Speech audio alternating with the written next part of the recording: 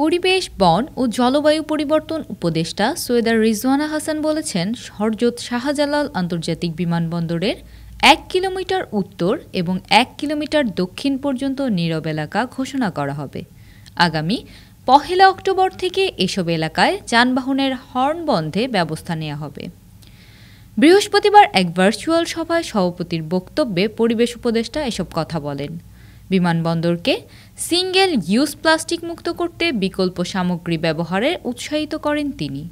মন্ত্রিপরিষদ বিভাগের নির্দেশনা অনুযায়ী এই কার্যক্রম জোরদার করা হবে বলে জানান তিনি। পরিবেশ উপদেষ্টা বলেন, হর্ন বন্ধে বিমানবন্দর সংলগ্ন এলাকায় এবং ইলেকট্রিক ও প্রিন্ট মিডিয়ার প্রচার চালানো হবে। ২১ সেপ্টেম্বর বেসামরিক বিমান চলাচল কর্তৃপক্ষ সংশ্লিষ্ট বিভাগ ও সংস্থাগুলোর সঙ্গে সভা করে পরিকল্পনা চূড়ান্ত করা হবে।